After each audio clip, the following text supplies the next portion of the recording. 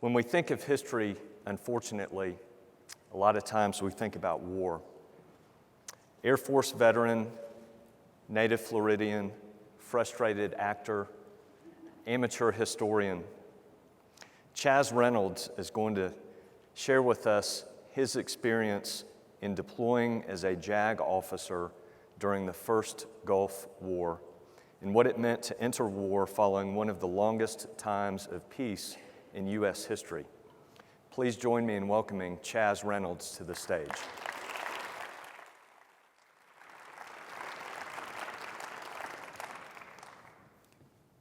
Thank you very much. I've sometimes wondered what act followed the Beatles on the Ed Sullivan Show, and I don't know the answer to that question, but I know the feeling now as I've followed that lineup.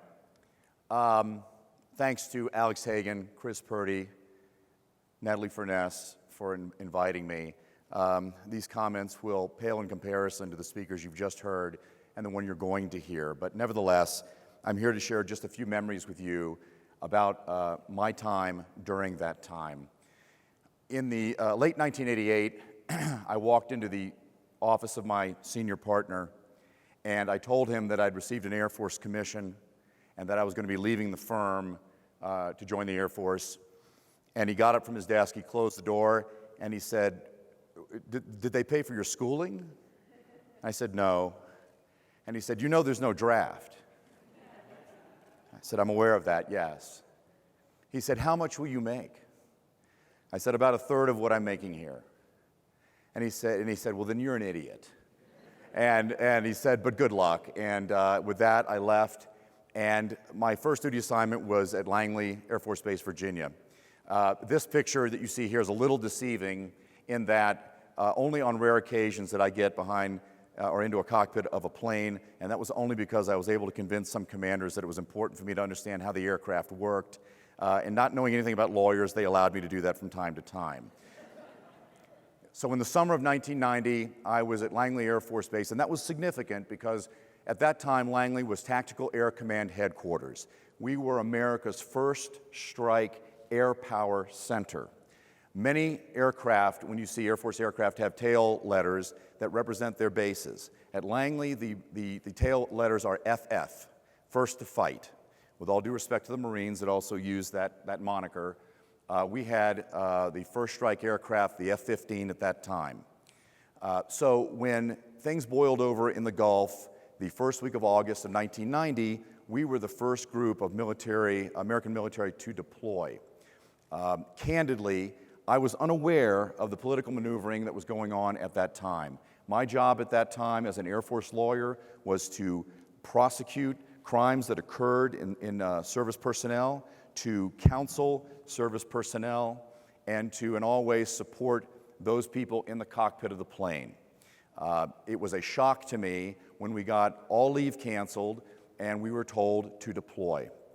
The understanding that we had was that the United States was going to be diplomatically seeking a solution to ask Iraq to get out of Kuwait, who they had invaded several weeks earlier, looted the country, and were committing atrocities on a scale that we had not seen at that time.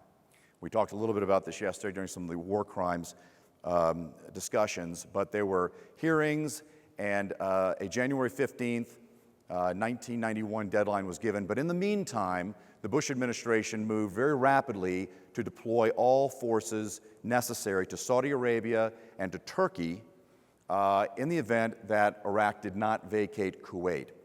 And I want you to think just a minute about that time because it is significant. I joined the military to fight communism. I joined the military because we were still in the Cold War.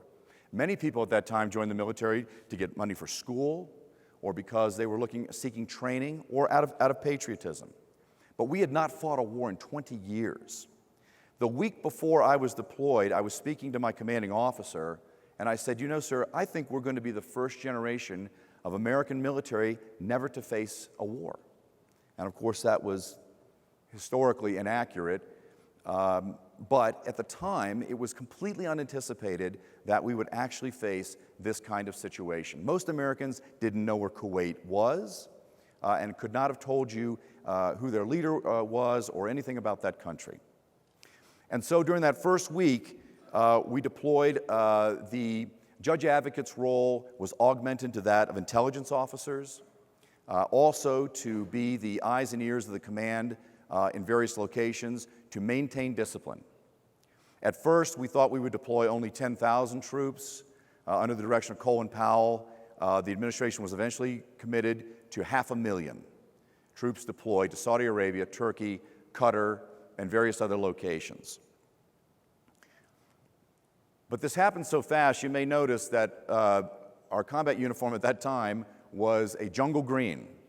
Every war that we trained for was against the Soviet Union in Europe or in a Southeast Asia setting, because that was the last war that we fought. We went, at least because we were first, we went into a desert environment with these green uniforms and stood out like a sore thumb. Worse yet, the combat boots that I had were jungle combat boots, which meant they had an open green webbing to breathe, which allowed a very fine dust and rocks to get in very, very easily. And so the first couple of weeks I spent walking around with a limp because it was just not very much fun. Half of my office went to Saudi Arabia, and I went initially to Sicily to work with cycling through the massive amount of troops that were on their way to the Gulf. Now, what you see here is a sort of an assembly line of what the judge advocate would do when we deployed on this type of scale. Every service member was handed a will. It was a one-page document typed out by somebody in the Pentagon that was supposed to be a cover for just about any scenario that a service member may face. As you might imagine, it was somewhat inadequate, and so we would field questions that would come up from service people. And what I want to try and create for you is the mentality of the military at that moment. We had an all-volunteer army. We were there because we wanted to be there. They were, by and large, well-educated and motivated. We were confident, but we were also apprehensive. At that time, Iraq had the fourth largest standing army on the planet. They had come out of a 10-year war with Iran. Every single member of the Iraqi military, every single member of their Air Force were combat-trained, combat-hardened, with Soviet equipment, and they were deemed to be an extensive and formidable fighting force. I was given the casualty projections for our theater of operation because there was paperwork, wills, a number of things that we would have to do. And the projections for American casualties were in the tens of thousands at that time. Even then, I think I speak for most people, at least that I knew, in that we were very, very confident, we had the best equipment, and we were going to decisively win this war should it occur. But at this moment, when a service member was handed a will and told, I need to know where your personal effects are going to go in case you don't make it home, I could see it wash over people. That's not to say that there weren't moments. I had one airman from East Texas. I remember his name. His name was Enos. And Enos was very concerned because he said, sir, I'm very concerned that if I die, my brother-in-law is going to get my antique shotgun collection. And so he wanted a caveat in his will, and he wrote it out. And in there, he says, I just don't want my shotguns to go to my stupid brother-in-law. And he came back, and I said, Enos, sure, that you want to do. He says, you're right. I want a better word than stupid. So we went through several machinations. This is pre-internet, pre-technology. Finally, he landed on a word that I gave him that he just loved, and that word was troglodyte. And after I defined it for him, he thought that was a good word, and so he wrote that in, and we sent that off. Fortunately, I never got word that Enos needed that will, and so good for him. Nevertheless, this moment, along with another moment, I will tell you, was the most sobering aspect of our deployment, and that was the chemical warfare training. that we went through. We all went through some form of chemical warfare training, but this was extremely serious in the summer of 1990. Saddam Hussein, at that time, was the only, I'll take that back. I don't think he was the only leader, but Iraq had a documented history of using chemical gas on its own population, namely Kurdistan, the Kurds in northern Iraq. It was thought and anticipated that they would use chemical weapons in this conflict. Our chemical weapons suits were designed in the 1960s. That was essentially a hazmat jumpsuit with a glad bag, headdress, and eye holes. But it was the footwear that was the worst, because the footwear was essentially like taking one of those red kickballs that you had in middle school, cutting it in half, and then stepping into it, and then having laces that you had to tie up around your boots. They were impossible to walk in. They were incredibly hot after just a few minutes. And everybody who put one on knew that this was probably not going to be accurate for chlorine gas or any of the advanced gases that had all been banned by the Geneva Convention. It was during that chemical warfare training when people really began to breathe a little heavier and become very, very concerned because it was thought that that was going to be an aspect of what we faced. And just so you know, the chemical warfare manual was written in the 1970s. There was tape that you would put on your arm to test for different gases. If it was chlorine gas, it would turn a certain color. If it was mustard gas, it would turn a certain color.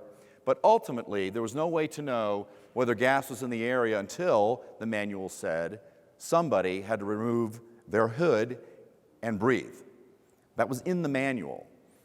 And I raised my hand one day at a briefing and I asked a question. I said, "Sir, how do we determine who that person is?" And he says, "I don't know, Lieutenant, but I imagine it will go by rank." So I didn't ask any more questions. We had a massive coalition that built up over this time. Many of the flags behind me are the flags that you see up here. I had the opportunity to serve with a number of officers and joint service commands. But for each one of those nations, it meant something different. Try to recall that Germany, Italy, Japan had not had an active offensive military operation since the Second World War. I talked to many German officers who says the last time we mobilized in this fashion was the Battle of the Bulge. The Italians were extremely apprehensive about, they flew a British-made Tornado was their fighter, and they were extremely apprehensive about that because, quite frankly, they wanted to perform well, but they also did not want to necessarily create a culture that they thought would, again, somehow endorse fascism. And so these were big questions from many of these countries. We've become so conditioned now to thinking that we're in the Middle East, we're in countries, and we occupy bases in Saudi Arabia, but that was not the case at the time. Again, remember, pre-internet, pre-smartphone, I had no idea that there was any debate whatsoever going on in the United States about this was right or wrong. We had no sense of that whatsoever. We got letters from the VFW that would say, "Don't worry about protesters saying this is a bad idea. We support you 100%. I didn't know what they were talking about. So we went in with our eyes open and extremely confident. Part of our program during Desert Shield, which was the buildup and then eventually the bombing campaign, was we dropped leaflets. We dropped leaflets among the civilian population. The guiding principle of every commander I had was this: this is not going to be another Vietnam. That was foremost in everybody's mind. We had a unique relationship with the press. We embedded them for the first time in our units. We had a unique relationship with the civilian population where I was in Turkey, which was in a forward area where Turkey, Syria, and Iraq all come together. We had many firsts, including women that were placed into direct harm in support roles. They were not direct combat roles yet, but I was surprised to see as many women as I did in jobs that were extremely dangerous, and that was a case of first impression. I was officer of the day in a tent city. We had many people stored, and so my job was to try and ride herd over Marines and Army and Air Force personnel for temporary periods of time, and I see I'm down to 1 minute, so I'm going to hustle along here. This one was very interesting, and I want to point this out among the lawyers. If you can see this leaflet, you will see that they have tanks parked in a schoolyard. This was because we were trying to warn the civilian population that the Iraqi regime were putting gun emplacements on Geneva Convention targets that were deemed off limits, like hospitals, orphanages, mosques. The first time we had seen this, and so we were trying to warn the civilian population to stay away from those areas. We did not want that kind of collateral damage. Obviously, as you know, we were extremely successful in that conflict. Our battle casualties were far lower than we thought. There are still 74 missing Americans from that conflict. I came home to a welcome that the veterans of Vietnam never got, and I was grateful for that. We then stayed in Iraq and provided support on Operation Provide Comfort, which was the exodus of the Kurds out of that country, which was, quite frankly, my proudest participation, as I think we saved a lot of lives. But the bottom line was that we moved decisively, quickly, and successfully, and I'm grateful to have had the opportunity to serve briefly. Thank you. Great job.